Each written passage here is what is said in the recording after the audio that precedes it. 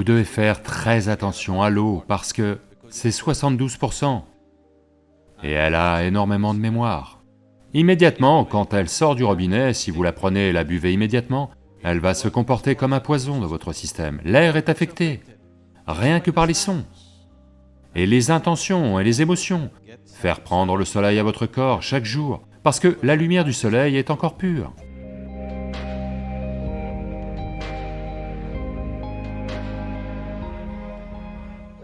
Pranam Sadhguru. Donc, je vous ai entendu dire que 72% de notre corps est de l'eau, et que si on boit de l'eau énergisée, c'est vraiment, on peut prendre en main son corps et son mental. Est-ce vrai pour l'air que l'on respire et la nourriture que l'on mange? Parce qu'en ville, on doit vivre dans l'air pollué et les salles climatisées de nos entreprises. Alors pourriez-vous, s'il vous plaît, nous donner des détails sur le processus de Bhutta Shuddhi? Si vous dites à votre entreprise, je suis prêt à travailler sans climatisation, ils seront trop heureux. Ça leur ferait économiser beaucoup d'argent. N'est-ce pas?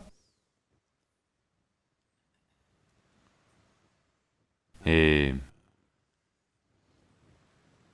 ce serait bon pour vous de tant de manières. Mais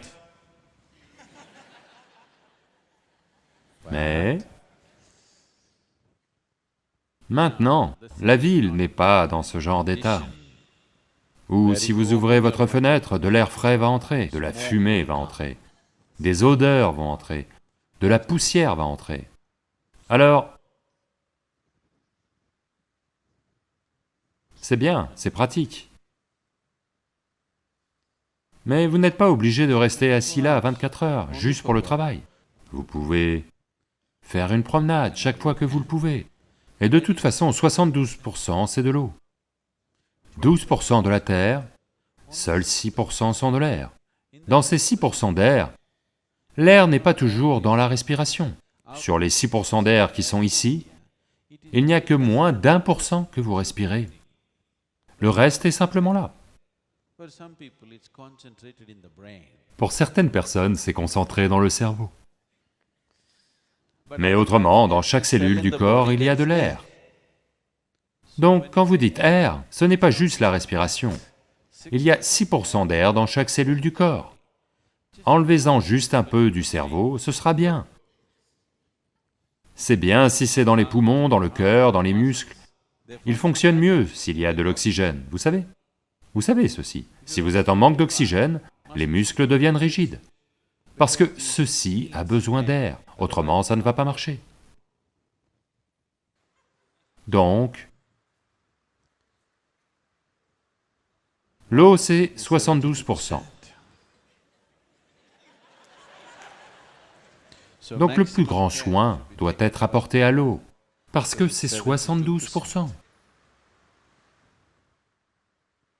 Si vous allez passer un examen, supposez que ce soit comme ça. Disons que vous allez passer un examen de physique. Vous avez l'eau, la terre, ceci, cela. Mais le sujet sur l'eau représente à lui seul 72% de la note. Naturellement, vous passez plus de temps à lire sur l'eau, n'est-ce pas? À travailler sur l'eau, oui ou non? L'air n'est que 6%. Vous n'allez peut-être pas le travailler, parce que 94%, ça vous va. L'eau, vous devez la travailler parce que c'est 72%. Vous devez faire très attention à l'eau, parce que c'est 72%.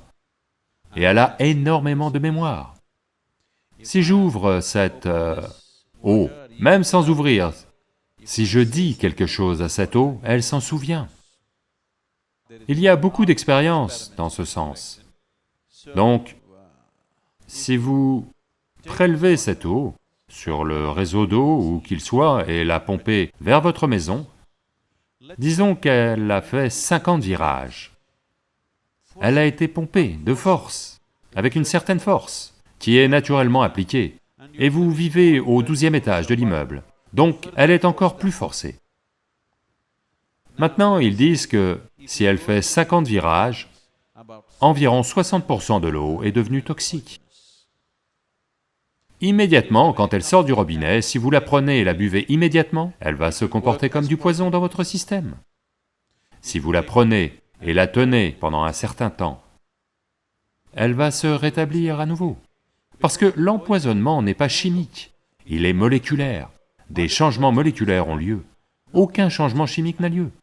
C'est pourquoi, traditionnellement, votre grand-mère vous a toujours dit, il faut toujours entreposer l'eau, la conserver chez toi une nuit dans un récipient bien nettoyé, avec du vibhuti et du kumkum dessus et une fleur dessus, oui ou non? Dans les maisons traditionnelles, demain matin seulement tu la bois. Pas dès qu'elle entre dans ta maison. Tu ne la bois pas parce qu'elle porte toutes sortes de souvenirs. Dans les maisons très traditionnelles, les gens font tous les jours un puja au récipient à eau. Oui? Et vous ne buvez jamais l'eau dès qu'elle arrive, vous la conservez, lui donnez assez de temps pour se défaire de toutes les bêtises qu'elle a amassées, pour qu'elle soit bonne pour vous lorsque vous la buvez. L'eau, vous devez en prendre soin, parce que c'est 72%. C'est le top, vous savez, plus que la note de passage. La chose suivante est la nourriture, parce que c'est la terre. 12%. Encore quelque chose, n'est-ce pas? Alors, comment la nourriture entre en vous? De quelle main vous la recevez? Comment vous la mangez? Comment vous l'approchez? Toutes ces choses sont importantes. Puis vient votre air, 6%. Dans ces 6%, seul 1% ou moins sont votre respiration. Le reste a lieu de tant d'autres façons. Et c'est important, en particulier si vous avez des enfants. Au moins une fois par mois, emmenez-les quelque part, pas au fichu cinéma, à respirer à nouveau les bêtises de tout le monde. L'air est affecté, rien que par les sons. Et les intentions et les émotions, toutes les bêtises qui ont lieu à l'écran, et toutes les bêtises qui se reflètent sur les esprits humains, de violence, de sexe, de cupidité, de ceci et cela, affectent ce volume d'air dans cette salle de façon considérable. Donc au lieu de les emmener au cinéma, amenez-les à la rivière, apprenez-leur à nager, grimpez une montagne. Où est la montagne, Sadhguru? L'Himalaya est si loin. Même une petite colline est une montagne pour votre garçon. Oui, même un petit rocher. Allez juste grimper et vous asseoir sur l'un d'eux. Les enfants apprécieront énormément, ça va les mettre en forme, ça va vous mettre en forme. Et par-dessus tout, votre corps et votre mental vont fonctionner différemment. Et par-dessus tout, vous êtes en contact avec la création du Créateur, ce qui est la chose la plus importante. Pas vos propres bêtises que vous avez fabriquées, oui, elles sont confortables là maintenant, mais ce n'est pas tout. Donc, au lieu d'aller au restaurant, au lieu d'aller au cinéma, au lieu d'aller ailleurs comme ça, au moins une fois par mois, ça ne vous coûte rien. Ça ne coûte rien, vous pouvez prendre votre riz et vos avakaï et aller manger là-bas. De toute façon, vous les avez. Vous n'avez pas besoin de dépenser d'argent pour ça. Encore mieux, si vous ne voulez pas dépenser d'argent, même pour le bus ou la voiture, vous y allez tous à vélo. À juste 3 km, 5 km à l'extérieur d'Hyderabad, asseyez-vous sur un rocher, passez simplement du temps là-bas, sentez le soleil, c'est très important, vous prenez du soleil, de l'air, de la bonne eau. Revenez, vous faites Bhuta Shuddhi,